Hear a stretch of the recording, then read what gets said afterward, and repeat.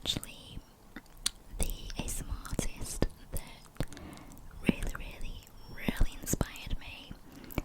She's called Clareee ASMR, and I remember I used to always watch her videos. I still watch her videos now. I've watched every single one of her videos, and it just really relaxes me.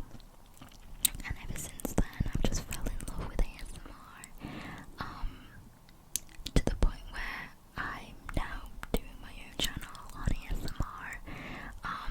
And my channel goal is ultimately to provide the same relaxation for you guys like it has done for me. It really has helped me with not only my anxiety but my insomnia back then, which was really bad. I went through about 4 years where I just had endless sleepless nights. Just couldn't sleep at night. Hence why I was constantly just lacking energy and throughout the day and just constantly being so tired.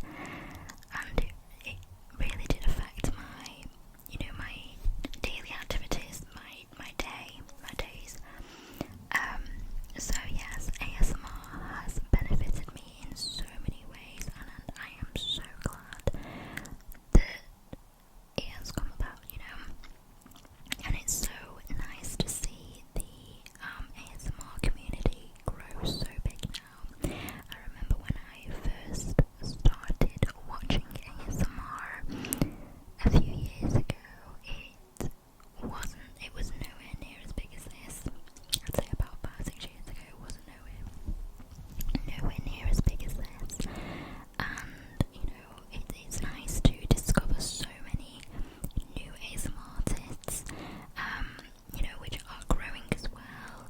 And yeah, I'm so glad it's not just one of those trends that it's only a temporary thing.